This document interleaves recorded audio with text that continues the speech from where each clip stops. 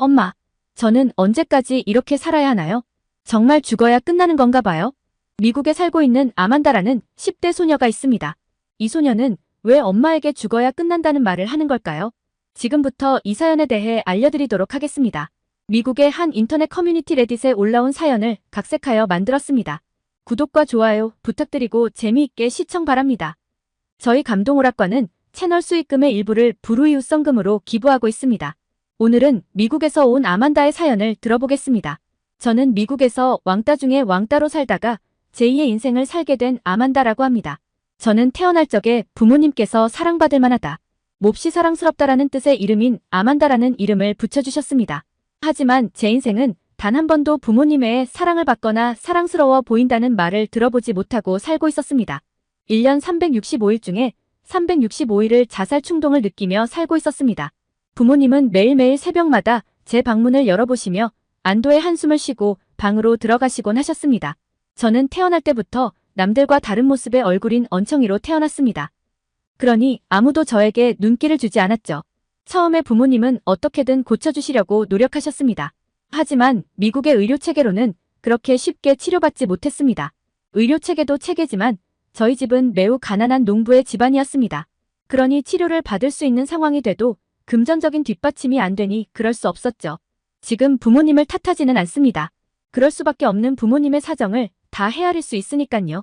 저는 어릴 적 학교를 다니면 항상 혼자였습니다. 초등학생 때에 뭐 그러려니 하였지만 사춘기가 되고부터는 너무나 심한 우울증이 왔습니다. 단 한 명의 친구만 있어도 제가 우울증에 걸리지는 않았을 것 같습니다. 학교에 가면 모두들 저를 이상한 눈으로 쳐다봤고 처음 보는 친구들은 근처에 오려고 하지도 않았습니다. 자살 시도를 몇 번을 해봤지만 뜻대로 되지 않았습니다. 부모님은 그래도 저를 항상 소중히 생각해 주셨기 때문에 부모님한테는 늘 죄송한 마음을 가지고 있었습니다. 그러던 중 하이스쿨에 가게 되었는데 첫 학기에 한국에서 유학 온 여자아이를 한 명 만나게 되었습니다. 한국인 친구 예은이었습니다. 선생님께서 제 옆자리에 앉혀주셨고 저는 늘 그렇듯 제게 관심이 없을 거라 생각하고 무관심으로 지냈습니다. 그런데 그 예은이는 저의 얼굴을 항상 쳐다봐 주었고 잠깐 대화 나눌 일이 있을 때도 거부감 없이 저에게 아이 컨택을 해주며 상냥하게 얘기를 나누게 되었습니다. 그런 모습에 저도 모르게 친구가 되었으면 좋겠다는 희망을 가지게 되었고 점심시간마다 앞자리에 앉아 식사를 하게 되었습니다. 예은이는 제가 항상 주눅 들어있는 모습을 보이고 자신 없어 하는 모습을 보곤 왜 그러냐며 너는 정말 사랑스런 친구라고 칭찬을 해주었습니다. 저는 정말 미칠 듯이 기뻤습니다. 그러던 어느 날 학교에서 안 좋은 일이 생겼습니다. 같은 반 친구들이 예은이를 동양인이라며 인종차별적 발언들을 하며 괴롭히는 것이었습니다. 저는 나서서 해결해주고 싶었지만 용기가 나지 않았습니다. 그런데 그 예은이가 소리치며 사람은 다 똑같은 존재이고 사랑받아야 할 권리가 있다며 반 아이들을 향해 소리치며 화를 내는 것이었습니다. 그 용기가 정말 멋있었습니다. 우리 학교에서 제일 싸움을 잘하는 앨리스라는 친구가 그 한국 친구에게 다가가 뺨을 한 대 때렸습니다. 저는 너무 가슴이 콩닥거리기 시작했습니다. 그러자 그 한국 친구는 갑자기 발차기 등을 하며 그 친구를 위협하기 시작했습니다. 그 발차기가 너무나 자연스러워서 반 친구들은 모두들 덤비지 못했습니다. 알고 보니 예은이의 아버지가 태권도 사범이었고 예은이는 태권도 선수였던 것이었습니다. 그 일이 있은 후 아무도 예은이와 저를 건드리지 못했습니다. 저는 그 예은이가 너무나 멋있어 보였습니다. 그때부터 방과 후에는 예은이를 따라 태권도를 배우기 시작했고 매우 친한 관계가 되었습니다. 예은이 덕분에 한국이라는 나라를 알게 되었고 K-팝을 알게 되었습니다. 태권도를 하며 항상 블랙핑크 노래를 듣게 되었고 자연스럽게 저는 K-팝에 완전 빠지게 되었습니다. 어느 날 예은에게 물어보았습니다. 넌 내 얼굴에 거부감이 들지 않아? 다른 사람들은 다들 내 얼굴을 쳐다보기 싫어해. 라고 물었습니다. 그러자 예은이는 무슨 소리야? 아만다. 넌 세상에서 제일 사랑스러운 친구야. 너 자신을 사랑할 줄 알았으면 좋겠어. 이렇게 얘기하는 것이었습니다. 저는 그날 얼마나 울었는지 모릅니다. 드디어 내게도 친구라는 존재가 생겼습니다. 그날 얼마나 기뻤는지 모릅니다. 저는 그때서야 이제 세상을 좀 잘 살아봐야겠다는 생각이 들었습니다. 하이스쿨을 졸업하고 저는 집안이 가난한 탓에 바로 일자리를 구하려 다녔습니다. 하지만 어떤 곳에서도 제 얼굴을 보고 고용하려 하지 않았습니다. 다시 우울증이 찾아오기 시작했습니다. 쓸모없는 내 인생을 탓하기 시작했습니다. 겨우 구한 일자리가 어떤 창고 같은 곳에서 사람이 안 보이는 곳에 자리를 잡고 잡일을 하는 것이었습니다. 저는 이것도 다행이라며 일을 해서 열심히 돈을 모았습니다. 어차피 친구 만날 일도 없고 돈 쓸 일이 없었습니다. 회사 갔다가 바로 집에 오는 게 하루 일과에 다였습니다. 그러던 중 갑자기 회사가 어려워져서 일자리를 잃게 되었습니다. 5년 정도를 열심히 일만 했었는데 청천벽력 같았습니다. 우울해하고 있을 때쯤 예은에게 전화가 와서 만나게 되었습니다. 예은이는 저와 함께 중국 여행을 하자는 제안을 하였습니다. 어차피 저는 5년 동안 모은 돈도 있고 쉴 때도 된 것 같아 흔쾌히 수락하였습니다. 제 유일한 친구니깐요. 예은이와 중국으로 여행을 떠났습니다. 예은이도 중국은 처음이라고 역사가 깊은 나라이니 옛 문화지를 다니자고 하였습니다. 중국 북경공항으로 향하였습니다. 북경공항에 내려서 용변이 급해 화장실을 찾았습니다. 저는 화장실을 보고 깜짝 놀랐습니다. 변기가 앉을 수가 없는 변기였습니다. 북경이 중국의 수도이고 여긴 공항인데 아직도 저런 변기가 있다니 놀라웠습니다. 다행히 예은이가 좌변기가 있는 화장실을 찾아줘서 볼일을 봤습니다. 저와 예은이는 볼일을 본 후 안내데스크에 가서 교통편을 물어보았습니다. 그런데 영어를 할 줄 아는 직원이 지금 화장실을 갔다며 10분 넘게 기다리게 하는 것이었습니다. 중국 사람들이 급한 게 없다고는 하지만 다른 직원을 불러줄 만도 한데 별로 신경 쓰는 것 같지 않았습니다. 10분 후 그 직원이 왔고 교통편에 대해 제가 영어로 물어보았습니다. 그런데 그 직원은 질문은 내가 하는데 제 친구에게만 답을 해주는 것이었습니다. 제 얼굴을 쳐다보기 싫었던 것 같습니다. 너무나 기분이 안 좋았지만 한두 번 있는 일도 아니라서 참고 여행을 시작하였습니다. 여행하는 중에 제가 백팩을 메고 거리를 걷는데 한 중국인이 제 몸을 부딪히는 겁니다. 깜짝 놀라서 쳐다보니 뚜이부치 하며 뛰어가는 것이었습니다. 그런데 한참 걷다 보니 가방이 가벼워진 것을 느꼈습니다. 가방을 풀어보니 밑에 구멍이 나 있고 제 지갑은 온데간데 없어진 것입니다. 그나마 많은 현금을 넣어놓지 않아서 다행이지만 저는 너무 무서웠습니다. 그래서 한국 친구에게 그냥 중국 여행 그만하고 너의 고향인 한국으로 가면 안 되겠냐고 물었습니다. 그 질문을 하고도 저는 한국이라고 별다르겠어.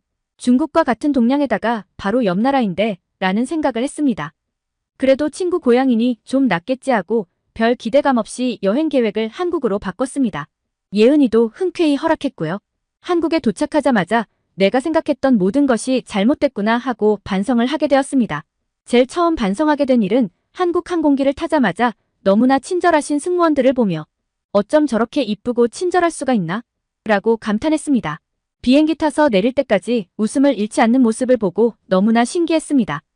그리고 공항에 내려 화장실을 가자마자 예은에게 와우를 외쳤습니다.